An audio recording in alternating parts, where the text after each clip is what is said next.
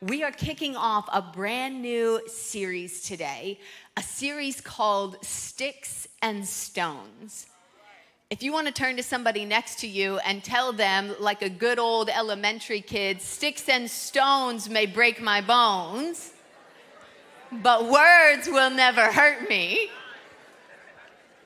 And then you can add on to that, what a joke that is. I tell you what, I think most of the days I would take sticks and stones over painful words. There are certainly some forms of physical pain that will last and will be enduring, but most of the time, the bruise heals and the bone resets. But what's still playing in my mind is what someone said to me when I was 12 years old. What's still reeling in my thoughts is what they picked on me about when I was a kid, what my siblings used to call me and what my siblings used to say to me. What's still reeling in my mind is the way that somebody treated me. The thing that I go and I have to break down with a professional is not really a punch that someone swung at me. It's the things that got planted in the soul of my life. It's the things that got deeply seated in my mind and in my psyche and on my inside. It's the things that when I lay my head down and everything gets quiet, start speaking to me and saying, what about this? And what are you going to do about that? And don't you think this is what they think about you? And don't you think this is what the things that hang on to me are the issues of my soul? Are the things that have bruised me on the inside and have broken me on the inside. I would take a punch any day over a word that hits right on that insecure spot on the inside of me. And over the next several weeks, I want to talk about this idea. I want us to look at this place of what do we do with the internal anguish of our soul? What does God have to say about our inside longing? Yes, we've met Jesus, and now we're still living in the here and the now, still carrying around the pain and the hurt and the turmoil of the life that we live in and of living with and of being broken people in a fallen world. And what do we do about all of that? And so today we're kicking it off with our first message, and I've titled this first message, The God of the Guilty. The God of the Guilty. And at this time of the year, when kids are going back to school and the weather starts changing, I don't know about you, but I find myself very nostalgic. I start thinking about years in the past, and as we send kids back to school, I start thinking about how much they've grown and how big they've gotten and who they were a year ago and 2 years ago and who I was a year ago and 2 years ago. And as I started down my little nostalgia pondering of all the years we've come through, I started remembering a story about our son. So a few years ago, I took him to the doctor, and he was getting a round of shots, a round of his next round of vaccinations. Now, people will tell you, if you have kids, that the worst round of vaccines to get for your kids in terms of the impact for you as a parent is taking them when they're an infant and they give them those infant shots. And it's very tough because they're so tiny and they're so helpless, and you take them in there. In fact, when our first son got his first round, Phil was at work. He didn't work at the church yet. He worked at another incredible organization in town, and he was telling his boss, oh yeah, my son is getting his first round of shots today. And he had an incredible boss, and they said to him, your first son, your first child is getting their first round of shots today. And they sent him home to come meet me at the doctor's office because they were like, it's horrible, it's awful, you need to go be there. Why are you even here? And while I appreciated him coming, I would contend that the worst spot as a parent is when you start taking that kind of younger child to get their shots. Yeah, I see some of you are parents as well. You know why? Because they know what's going on now. and they can communicate it to you. And it was this kind of a day. I think my son was around 5 years old, and we're heading to the doctor's office, and I'm like, hey, I want you to know I'm pretty sure today we're going to do some shots. That's going to be part of what goes on today. And we're pretty straight shooter parents. So he's like, Mom, is it going to hurt? And I'm like, yep, it's definitely going to hurt. It's going to hurt. It's going to hurt about this much. I think like a little bit, like a hard pinch, but this is why we do. I'm prepping it. I'm like, we got this. We're going to do it. No problem. We get in there. They get all ready. We do the whole appointment. He sits down. I'm holding his hand. I'm like, you got this, buddy. Here we go. They put those shots in him, and he looks up at me like, you lied. We're leaving the doctor's office, and he says to me, Mom, you lied to me. You said that would hurt a little bit. It did not hurt a little bit. It hurt the most hurt that I have ever felt in my whole life. And he looked at me with a look of utter betrayal. And I thought to myself, you live quite a charmed life that you think that is the most hurt that has ever existed in the world. But then I looked at his little face, and I thought for the first time he has experienced, in a very mild manner, the feeling of betrayal. The feeling that I had been set up for one thing, and my experience did not match what I thought that I had been set up for. Now, I am happy to announce that he has fully recovered from this particular instance of betrayal in his life, although he does announce on a regular basis, tell the doctor, I am never doing that again, and I have let him run with that because we've got a couple more years to get him ready for his next round. But the sad thing that I know about his life is while that is a very mild and even comical form of experiencing betrayal, it will not be the last time that he feels betrayed in his life. What I know is that to live among other people is to feel betrayed in our life.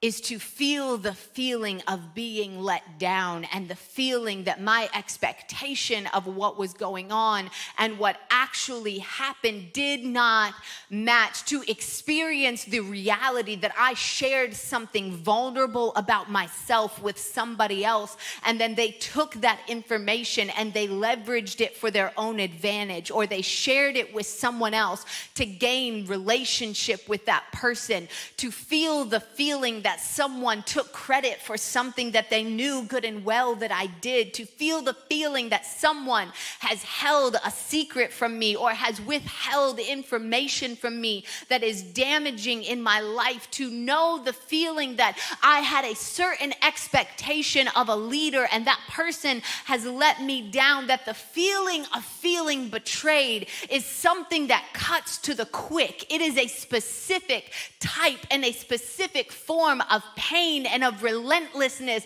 that seems to twist the inside and leave us in deep and utter anguish of what do I do now and where can I be now? And we start questioning all of the things that we thought that we knew, and we start wondering about all of the people in our lives, and suddenly we don't know where we are anymore. I want us to start off this series talking about what do we do when we experience betrayal.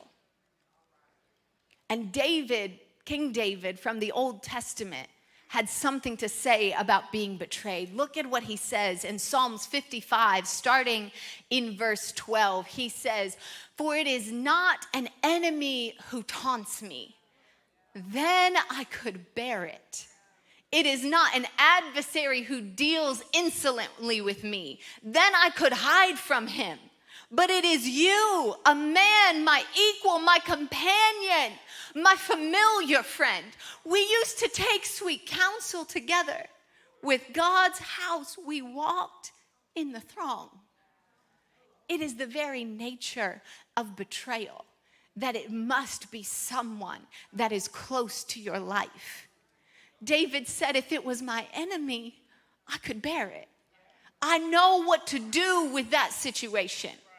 If it's somebody that I know is against me, I know how to respond when they act against me. I can be disappointed in a stranger, and I can be angry with an enemy, but it has to be someone who is close in my life. It has to be someone who has come into a place of trust in my life for them to have the ability to betray me. Because to betray someone implies that I have broken trust with that person. And so I have had to extend trust to that person. The cashier at the checkout line can't betray me, but a friend can betray me. A leader I have trusted can betray me. A family member can betray me. A romantic partner can betray me. I can only be betrayed by those who are close to me. And no doubt, if I went around right now, there are moments and there are instances and there are names and there are faces that are flashing through our minds and recalling to us exactly what it is to be betrayed and exactly what that felt like in that moment and exactly the thoughts that we had when we realized that we had been deceived or we realized that someone had let us down, because betrayal has a way of getting deep on the inside. And the danger of betrayal is that we say to ourselves, well, that will never happen to me again. And the danger of betrayal is that we begin to build walls in our lives and say, if they treated me that way, the only thing I know to do is to ensure that no one can ever treat me in that way again. So I'm going to build a wall all around my life, ensuring that no one ever comes close enough to betray me again, and ensuring that that level of trust is never extended to anyone again. That way they can never quite get close enough to betray me. The thought behind building a wall is very simple. If I build this wall between you and I, we can talk across the wall and we can have relationship across the wall. And that's a level of relationship I'm ready and willing and able to be with you in. But the wall ensures that if you ever decide to strike, you strike the wall and you don't strike me. And that sounds nice, but the issue with the wall is that also if you ever decide to love, your love hits the wall and it can't reach me. Because the walls in our lives are not situational. And the walls in our lives cannot be erected and torn down depending on the person or depending on the moment. When you build a wall in your life, it becomes a barrier in your life between you and every person you come in contact with. And it becomes a barrier in your life between you and every situation you walk into. And the goal of life is not to walk around with walls in our life, but to figure out, how do I come out on the other side of this thing softer and tender and more open to people and more understanding of life, and not more hard and not more bitter and not more brittle and not more broken and not with a heart of stone, but rather with a heart of flesh? How do I walk through this thing and ensure that I leave my walls down? And look at what David says in verse 14. Can we get verse 14 again? Because he says, we used to walk in the house of God together. Has anybody ever been betrayed by a fellow attender of the house together? See, we have an expectation that if someone is part of the family of God, then they are exempt from hurting us, then they are exempt from being among those who might have the capacity or the potential to betray us. And I wish that we could live 100% with that expectation. But the truth of the matter is that all of us are living inside of this journey. And all of us are walking along this path of what it means to be more like Christ. And we expect that when we come into the house of God to worship God, that all of his people will behave God-like. And when we find out that they behave a little bit more like us than they do like Jesus, and they treat us a little bit more like we tend to treat people than Jesus treats people, then we are shocked and we are dismayed and we are hurt. And the issue that I see here is that we allow a moment of betrayal with one individual to send us out of the house of God and to disconnect our relationship with God himself, with the house of God, with the power that's found in the gathering of the believers, because of an instance and a moment and a season of betrayal in your life. And I would say to you, why on earth would you give that level of power to another human being who is also on their journey, when the point of it all is to be found in his house and to come into the place where God finds us and where God heals us and where God restores us? Instead, you sit isolated and you sit alone with you and Jesus, and I bet he speaks to you and I bet he ministers to you, but I bet you will never be fully whole until you find yourself in the house where another people can come around on the inside of your wall and minister to the hurting place in you and speak to the hurting place in you and begin to pour oil in those hurting wounds in you and rebuild the trust that you can find and that you can have in his body. Oh, David was a man acquainted with betrayal. He knew what it was to say, if it was an enemy, I could have stood it. But it was you. It was my friend. It was my family. It was the one who was close and dear with me. And there are many instances of betrayal throughout David's life. But for today, I'd like to turn to 1 Samuel chapter 18 and look at one of these scenarios. I believe it's probably the first and one of the most impactful moments when David experiences betrayal. There is a moment in your life when I think in some ways you move from an adolescent mindset into a fully grown mindset. And part of that movement is a realization and an understanding that everything is not always going to go smoothly for you, and that everything is not always going to be easy, and that everything is not always going to be as you hoped and as you dreamed that it would be. And I believe that this is that moment for David. In 1 Samuel chapter 18, we're starting in verse 6. It says, "And as they were coming home, when David returned from striking down the Philistine, the women came out of the cities of Israel singing and dancing to meet Saul, and with tambourines and songs of joy and with musical instruments the women sang to one another as they celebrated. Saul has struck down his thousands and David his 10,000s." And Saul was very angry at this saying, and it displeased him. And he said, "They have ascribed to David 10,000s, and to me they have ascribed thousands. What more can he have but the kingdom?" And Saul eyed David from that day on. Okay, what's been going on here? So this is David. David has been anointed by Samuel to be the new king of the people of Israel, but nobody knows that yet besides those who were there.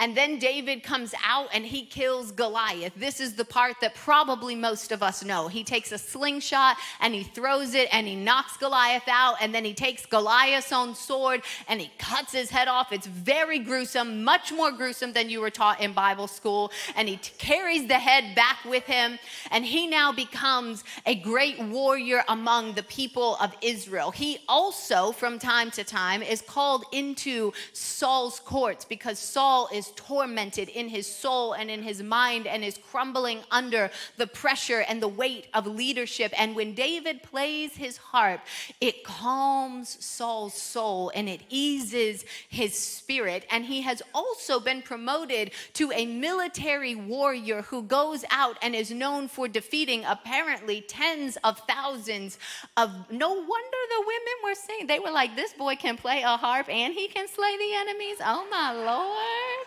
David." And he comes home and he is gaining such prestige and he is gaining such popularity and he is growing in his influence and his power and his ability to speak and to connect with the people and to lead the people that Saul takes notice and his jealousy begins to be enraged. Let's go on, because starting in verse 10 of the same chapter, it says, "And the next day, a harmful spirit from God rushed upon Saul, and he raved within his house while David was playing the lyre. And as he did day by day, Saul had a spear in his hand. And Saul hurled the spear, for he thought, 'I will pin David to the wall.' But David evaded him twice." Okay, so David has come back into Saul's rooms to play his harp for him. But however, Saul's spirit and Saul's thoughts have turned towards David, and he no longer looks at David as someone that he thinks enjoyably about and as someone that he is glad to have in his inner circle and someone that he is grateful for. Instead, he now sees David as a threat. And so instead of being welcome in that place, Saul takes his spear, his javelin, and he throws it at David. But he forgot who David is, because David ducks and dodges it. Not once, but twice Saul misses David, only further proving the point of why David should be king and Saul should not be king. And from here, we see an unraveling of the relationship of David and Saul. The next thing that we see is that Saul offers David to marry one of his daughters, who he does, in fact, end up marrying. And that seems like a kind gesture, except for we get this little line where we know that Saul gives his daughter, thinking perhaps she will become a snare to David in the midst of it. Perhaps she will become a hamstring in his house and in his leadership. He knew something about the character of his daughter that he was sending to live with David.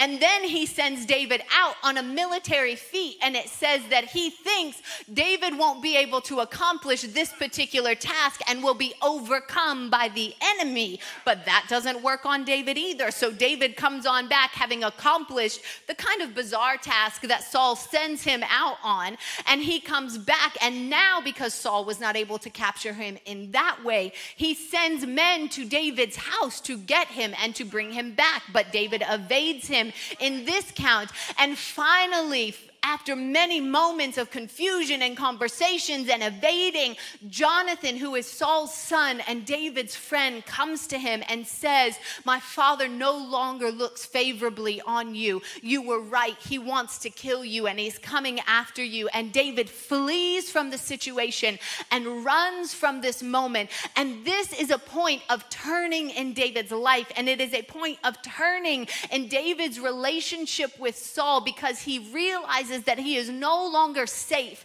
in the place that he previously thought he was safe in, that he can no longer find leadership and mentorship in the place that he thought he could find leadership and mentorship in. David finds himself running from Saul, and David would find himself in moments of betrayal time and time again in his life. And I think there are some things we can learn from David about how he handles betrayal, about what he does when everything in his life gets turned in an instant, when everything in his life seems to flip and be not what he thought that it would be. I'm not totally clear on what David thought his ascension to the throne would look like, but I imagine he had a much tidier path in mind. I imagine it involved continuing to stay in the palace and learning from the current king on how to be king, but instead he finds himself running. And the first thing that I think that it's notable that David does when he realizes that he has been betrayed by Saul and that Saul has turned on him is that David flees from that situation. He runs away. This marks an ending of the relationship that Saul and that David had. This marks a break in the connection and the camaraderie that they had experienced before. And while there are moments and while there are times when complete relational reconciliation is possible, when someone shows you who they are on the inside and shows you the way they are treating you and shows you the way that they think about you and shows you the way that they are willing to behave towards you, unless that person goes through a complete restoration of their own, that relationship can no longer remain as it was before that moment of betrayal. That relationship can no longer be considered a safe place to be in any longer. Part of the grief that David experiences is the realization that this relationship will no longer be what it was. That this relationship can no longer be what I hoped and what I dreamed that it would be. And David flees from the house of Saul and he runs from the place that he had been found in. I think too often we want to stay in a place and restore in a place while betrayal is still happening and while javelins are still being thrown at us, and while darts are still coming in our direction, and while you are afraid for your well-being, and while your soul is being attacked, and while your safety is in question, that is not the moment when restoration of your relationship can happen. In the instance of betrayal, that is the moment that David and Saul's relationship is broken and that he moves in a new direction. In fact, it was the throwing of the javelin that announced not only to David but to everyone in the room that David was freed from his connection in this relationship. Culturally, if a leader threw a javelin at an underling, at someone who was serving them, that became that person's freedom to leave the service of the person they had been serving. It was an announcement to other people that the contract or the understanding of the way that you served under this person had now been broken and you were free to move in another direction. When the javelin left Saul's hand for the first time, it was an announcement to everyone in the room that David was free. It's only a statement of David's character and David's heart and David's longing for Saul that there was time for a second javelin to even be thrown, for him to duck it and for him to dodge it, because David, like all of us, cared and longed for the relationship so much that he wanted to stay there, that he couldn't believe it, that he looked again and said, surely that javelin didn't just come from Saul's hand at me who has served him and me who has been with him and me who has done everything I can to build up his kingdom. Surely that's not, have you ever taken a second look? I know that didn't just come from that person. I know they didn't just say that about me. I know you didn't hear that from that source. And when David took his second look, he found out that spear came exactly from where he thought it came from. And he was released from the relationship and he fled from the place he had previously been in order to preserve his life. And where David flees to tells us a lot. David flees to go and find Samuel. He goes to a place where he can find wisdom, where he can find counsel, where he can find safety, where he can connect with God. He goes to a godly, wise voice in his life to say, this is what's going on, and what do I do about it? He doesn't run home to his family because they can't help him with this. And he doesn't run to all of his military buddies because they can't help him with this. And he doesn't get on the public feed and start telling, can you believe what Saul just did to me? Because the crowd has no business knowing about what's going on with Saul and with David. He runs to Samuel and he says, Samuel, what do I do now? He runs to the place of godly counsel. He runs to the last person who saw him for who he truly is. He runs to the person who knows what's on the inside of him. He runs to the person who knows how to give him covering and who knows how to give him guidance and who knows how to give him understanding. The place that you run to in the midst of betrayal will have a lot to do with who you are on the other side of betrayal. The place that you run to in the midst of betrayal will have a lot to do with who gathers around you when you are going through a season of betrayal. The place you run to in betrayal says everything about how you are processing and seeing this situation. And David doesn't run to any of the people who he called friend or any of the people who were singing his praises. He doesn't go find the women in their sweet, fun song, even though they probably would have been on his side and saying, David, I can't believe Saul would do you like that. Doesn't he know you've got tens of thousands and he only has thousands? Can you believe? I know he missed you anyway, David, because he can't throw his javelin like you. And sometimes when we're in the midst of betrayal, that's all we want, is to know that someone loves me still, and to know that someone can talk sweet about me still, and to know that you see me still. And my soul is so longing and my soul is so hurting and I'm feeling so broken that I just want to go to the next somebody who will just say some nice words to me. But David doesn't need nice words right now. And David doesn't need your empty praises right now. And David doesn't need your flattery right now. David needs to know, is there a leader who can give me wisdom? Is there a voice that can give me guidance? Is there someone that can speak to me about what do I do now? Because I didn't see this coming and I didn't know it would happen to me. And I heard that other people had been betrayed, but I thought that the goodness of my soul and I thought that the faithfulness of who I was would keep me and would preserve me. And I found out that sometimes that's not enough.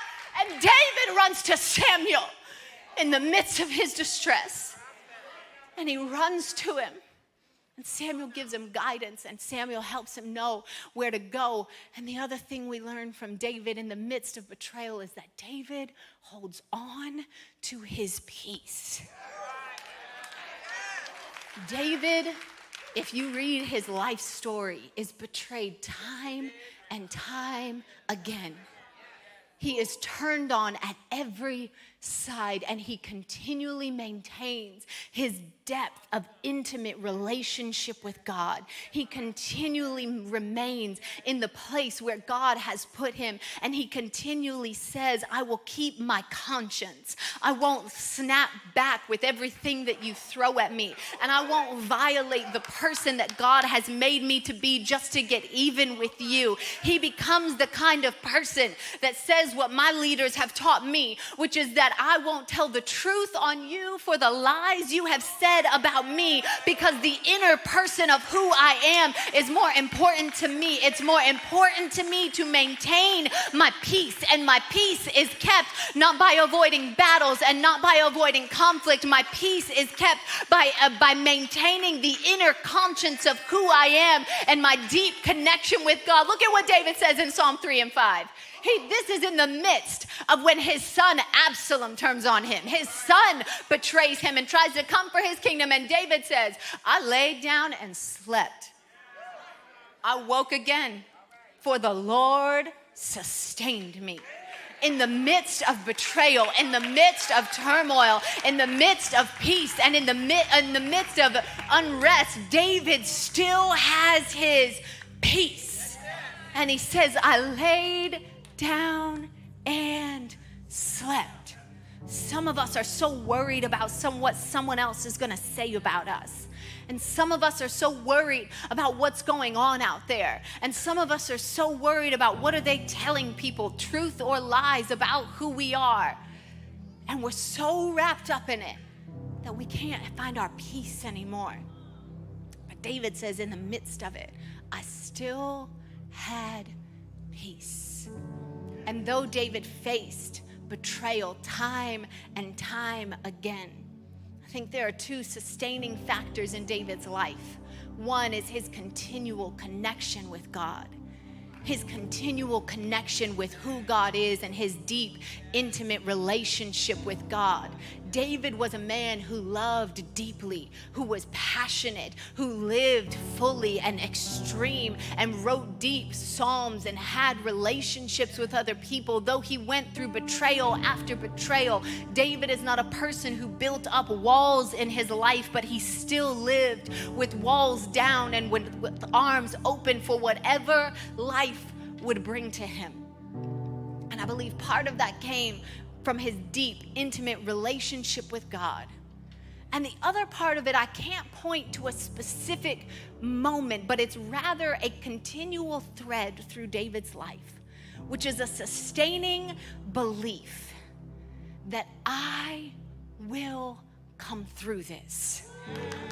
That I am coming out on the other side of this thing. That on the other side, I'm going to be better. I'm not going to be more broken. That on the other side of this, I'm going to live with a heart that is more tender towards people, not more broken towards people. David had a deep understanding of who God had called him to be and where God had placed him. And because he knew who he was, and he knew whose he was, and he knew where God had placed him, every time someone came at him, David didn't get in turmoil about it, and David didn't get upset about it. David had something in him that said, I'm still coming out on the other side of this thing. And I'm telling you, if you've ever been betrayed in your life, and if you've ever experienced betrayal, if you're walking through betrayal right now, the word of God over your life is that this thing is not going to take you down. The word of God over your life is that you're going to grow through this thing.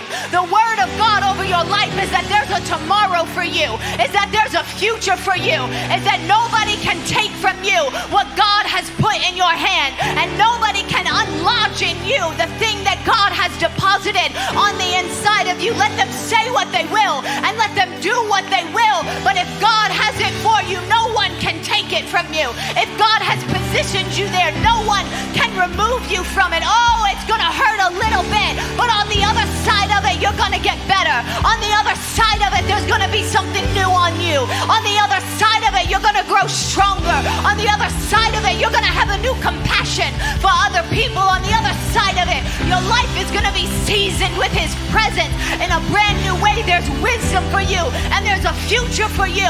David understood that there's something that happens to me, that though you betray me, and though you turn against me, and though you've tried to take me out, you can't take me out, because as long as God is for me, no betrayer can have me, and no betrayer can take me, because God said, I'm coming through this thing on the other side.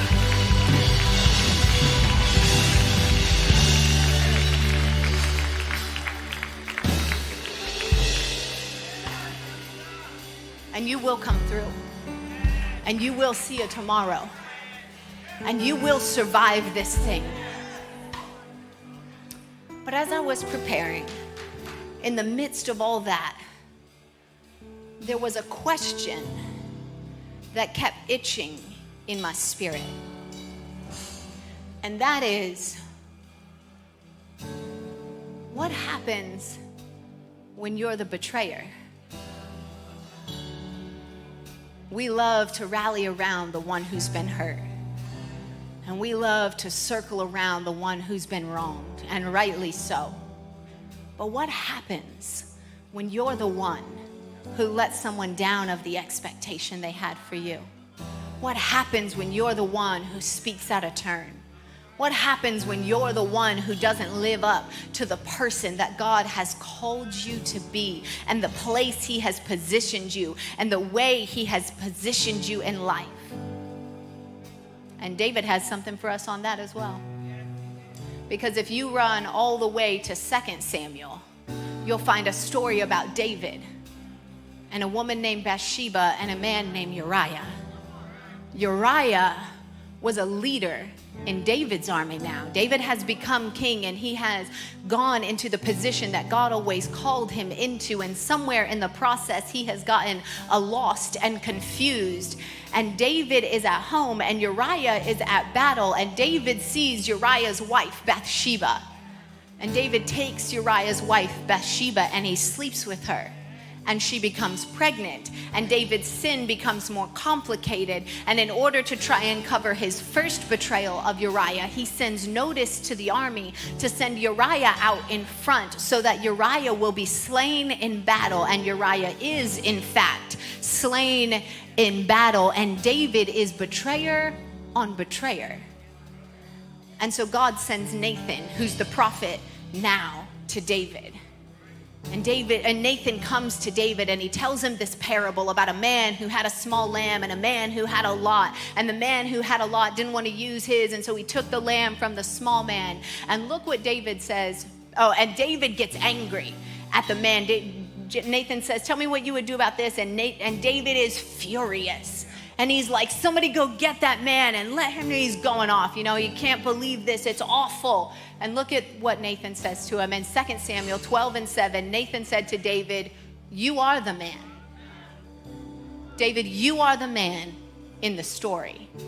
And thus says the Lord, the God of Israel, I anointed you king over Israel, and I delivered you out of the hands of Saul. And he goes on for verse on verse about all of the things that God has done for David and all of the things that God has given to David. And he even says somewhere in the middle, and if you wanted more, David, I would have given you more. You didn't have to go take what was someone else's. It goes off on him. And it gets to the end, and David's response makes all the difference. David's response, if you find yourself in the place of the betrayer, is everything. 2 Samuel 12:13, it says, and David said to Nathan, I have sinned against the Lord. David owns it. David doesn't try to backstep. David doesn't try and cover his tracks. David doesn't try to excuse himself. And David doesn't try to explain why he did what he did or anything. He just owns it. He says, Nathan, you're right. It was me. I did all of that. I'm every bit as bad as you said. I'm every bit as guilty as what you laid out. I did all of those things. And Nathan says to David, the Lord also put away your sin, and you shall not die. He says, the Lord also put away your sin, and you shall not die. If you read the whole passage, the important thing is that David confesses it, that David owns it, that David doesn't try to back off of it, and David doesn't try to say it wasn't me, or if you really understood what was going on, or if you knew the pressure of the life I'm living, Nathan, you would understand. He just owns it and says, I've sinned. I did that. I'm guilty. I'm guilty of it. And there is consequence for the sin that David committed. Nathan speaks to him and he says, because of what you've done, the sword won't leave your house. And because of what you've done, the baby's not going to live. Because of the action that you took, there are consequences for your betrayal. I don't want to speak to you today if you find yourself going, I know that that's me. I'm the guilty one. I'm the one who has sinned. I don't want to communicate to you that means that everything is going to go back to normal in your life. There are things that we do, and this becomes a turning moment in David's life where you can trace back certain things to this moment and to this decision. He says there are consequences for what happened, and you have to face that reality. But he also says, but you're forgiven. God has forgiven you. God says your sins have been wiped away. God says that he forgets the sin that you have made, that he has called you back unto his own, that when you find yourself guilty, he still calls you home. That when you find yourself broken, when you find yourself being the offensive party in a scenario, he is still the God who calls to you. This is the God that we serve.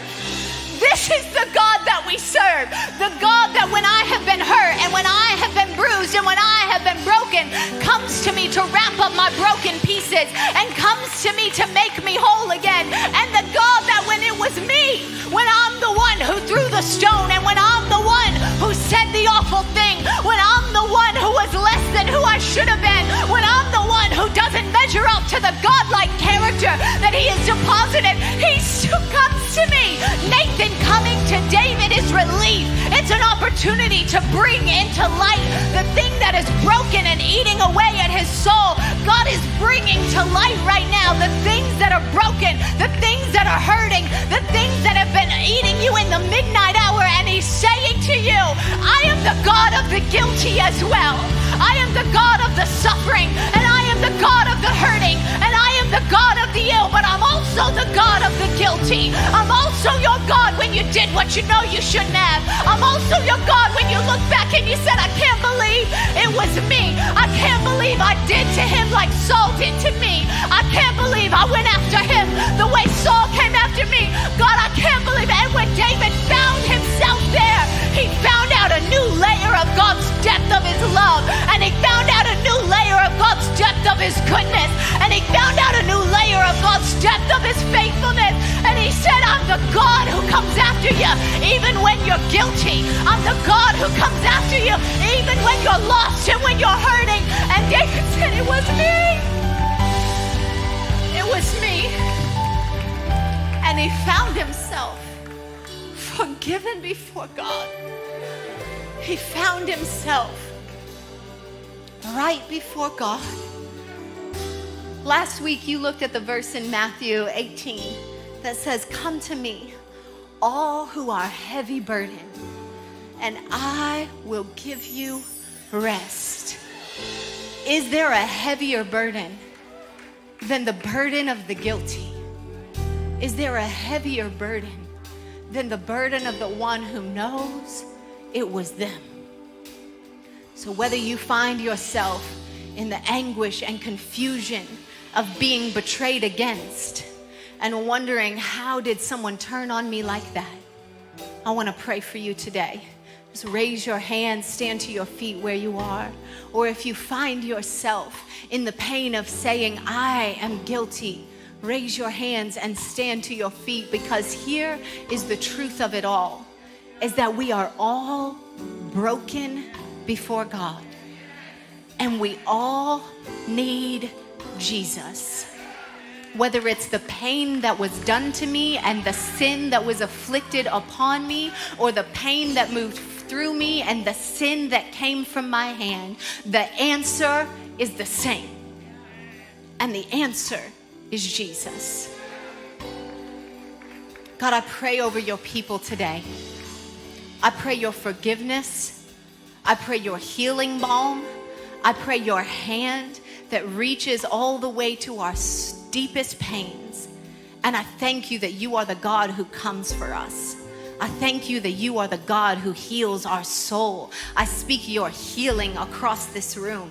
I speak your freedom across this room.